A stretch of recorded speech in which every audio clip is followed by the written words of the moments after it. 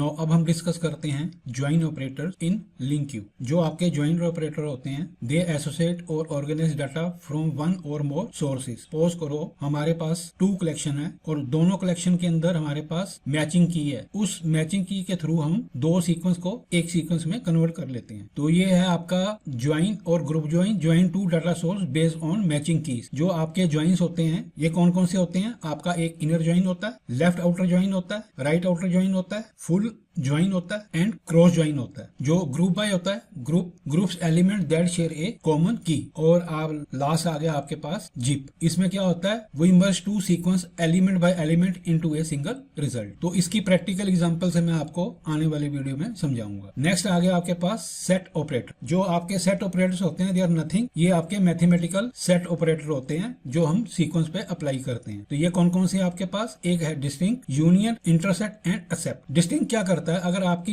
Collection के अंदर duplicate element है उनको वो एलिमिनेट कर देता है। जैसे आपके पास 1 2 2 3 3 4 4 है, तो जब हम डिस्टिंक्ट ऑपरेटर लगाएंगे तो ये हमें क्या रिटर्न करेगा? 1 2 3 4। जो डुप्लीकेट एलिमेंट होते हैं उनको वो निकाल देता है। यूनियन क्या करता है? ये हम अप्लाई करते हैं 2 सीक्वेंस पे। तो इस केस में क्या होता है? ये भी हमें यूनिक एलिमेंट देता है। दोनों सीक्वेंस के अंदर अगर आपके डुप्लीकेट एलिमेंट होंगे उनको ये वन टाइम ही कंसीडर करेगा। इंटरसेक्ट क्या करता है? जो दोनों कलेक्शन के अंदर आपके कॉमन एलिमेंट होंगे वो हमें रिटर्न कर देगा। एक्सेप्ट क्या करता है? Produce the set difference of 2 sequences. Next आ गई आपके पास कन्वर्शन ऑपरेटर। जो आपके कन्वर्शन ऑपरेटर होते हैं, जो आपकी सीक्वेंस होती है वन टाइप की उसको अनदर टाइप में कन्वर्ट कर देता है। एग्जांपल के लिए हम इसके अंदर इंक्लूड कर लेते हैं 2 array, 2 list, 2 dictionary as enumerable. As enumerable क्या करता है? ये आपकी इन्यूमरेबल इंटरफेस को आई इन्यूमरेबल जेनेरिक कलेक्शन में कन्वर्ट कर देता है। तो इसको हम डॉट एज इन्यूमरेबल यूज करते हैं। जो आपका 2 एरे होता है, अगर हमने लिस्ट को एरे में कन्वर्ट करना है तो तब हम dot to array extension method use करते हैं। सिमिलरली अगर हमारे पास कोई एरे कलेक्शन है, अगर हमने उसको लिस्ट में कन्वर्ट करना है देन हम डॉट टू लिस्ट करते हैं, तो वो आपकी एरे कलेक्शन को लिस्ट में कन्वर्ट कर देगा। नेक्स्ट आ गया आपके पास 2 डिक्शनरी। ये आपकी कलेक्शन को डिक्शनरी में कन्वर्ट कर देगा। जो इसका फर्स्ट आर्गुमेंट होगा वो आपका क्या होगा? की होगा, और सेकंड आर्गुमेंट में आपके पास वो वैल्यू रिटर्न करेगा। और ये बेस होता है आपका की सिलेक्टर फंक्शन के थ्रू। नेक्स्ट आ गया आपके पास जनरेशन ऑपरेटर्स। तो जो जनरेशन ऑपरेटर होते हैं तो ये आपकी new sequence of value convert कर देते हैं। तो एग्जांपल के तौर पे आपके पास क्या क्या आ जाता है इसके अंदर? रेंज आ जाता है, रिपीट आ जाता है और एम्प्टी आ जाता है। एम्प्टी क्या करता है? Return an empty I enumerable t with the specific type of arguments. Repeat क्या करता है? Generate a sequence that contain one repeated value. Range क्या करता है? Generate a sequence of integer numbers within a specific range. जो आपका range होता है वो आपका बाय डिफॉल्ट 0 से स्टार्ट होता है। नो अब आ गया हमारे पास एलिमेंट ऑपरेटर्स। जो आपके एलिमेंट ऑपरेटर्स होते हैं they always return a single element from A sequence. तो सबसे पहले आपके पास क्या है? फर्स्ट मेथड क्या करता है? ये सीक्वेंस के अंदर आपको फर्स्ट एलिमेंट रिटर्न कर देता है। अगर आपकी सीक्वेंस में कोई एलिमेंट नहीं है तो ये यहाँ पे हमें एक्सेप्शन थ्रो कर देगा। तो इसको रिमूव करने के लिए हम यूज करते हैं फर्स्ट और डिफॉल्ट। ये भी क्या करता है? आपकी सीक्वेंस में फर्स्ट एलिमेंट रिटर्न कर देगा। अगर आपकी सीक्वेंस में कोई एलिमेंट नहीं है तो ये डिफॉल्ट वैल्यू दे देगा। वो डिफॉल्ट वैल्यू क्या होती है? आपकी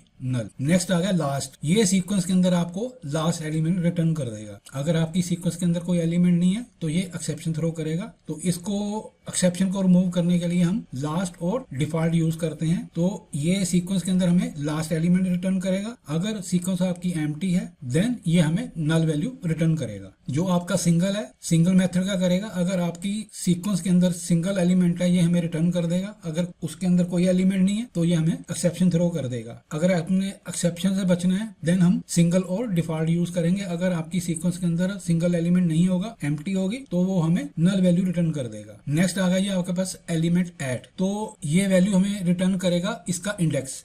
कौन से इंडेक्स पे वैल्यू पड़ी है? जो आपका इंडेक्स होता है वो 0 से स्टार्ट होता है। अगर उसको इंडेक्स नहीं मिलता तो ये हमें एक्सेप्शन थ्रो कर देगा। इसको रिमूव करने के लिए एक्सेप्शन को हम यूज करते हैं एलिमेंट ऐड और डिफॉल्ट। अगर हमें एलिमेंट नहीं मिलता इंडेक्स पे देन ये हमें नल वैल्यू रिटर्न कर देगा। नाउ अब हम डिस्कस करते हैं क्वांटिफायर ऑपरेटर्स। जो आपके क्वांटिफायर ऑपरेटर्स होते हैं ये हमें बूलियन वैल्यू रिटर्न करते हैं। अगर कोई एलिमेंट या all the element satisfied a condition, तो ये कौन कौन से होते हैं आपके? एनी हो गया, ऑल हो गया, कंटेन्स हो गया। एनी क्या करता है? Determine whether any element of a sequence satisfied a condition then it return a true. अगर सेटिस्फाई नहीं करता देन रिटर्न ए फॉल्स। अगर आपकी सीक्वेंस के अंदर सारे एलिमेंट किसी कंडीशन को सेटिस्फाई करते हैं तो ये हमें रिटर्न करेगा ट्रू, अदरवाइज फॉल्स। कंटेन्स क्या करता है? कंटेन चेक करेगा कि सीक्वेंस के अंदर वो एलिमेंट एग्जिस्ट करता है, अगर एग्जिस्ट करता है तो हमें ट्रू वैल्यू रिटर्न कर देगा। नेक्स्ट आ गया आपके पास इक्वालिटी ऑपरेटर्स। तो जो ये ऑपरेटर होता है use to compare sequence for equalities. अगर आपके पास दो सीक्वेंस है उसकी इक्वालिटी को चेक करेगा, then return the value. Next आ गया हमारे पास aggregate operators. These operator perform a calculation on a sequence and return a single value. For example पहला आ गया आपके पास काउंट। अगर आपके पास सीक्वेंस है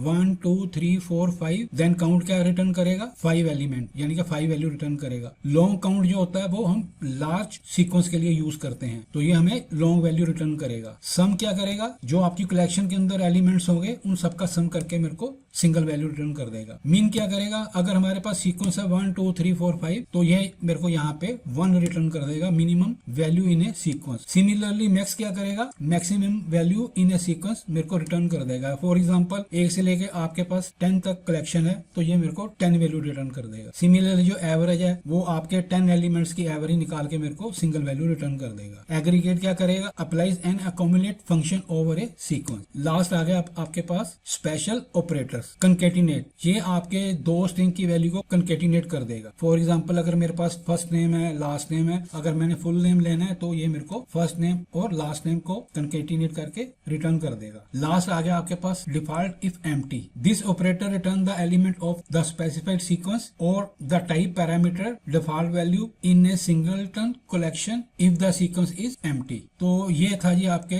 categories of link Q operators. अगर आपको मेरा ये वीडियो पसंद आया है, please subscribe the channel, like the video, share the video and hit the bell icon for notification. Thanks you for watching this video.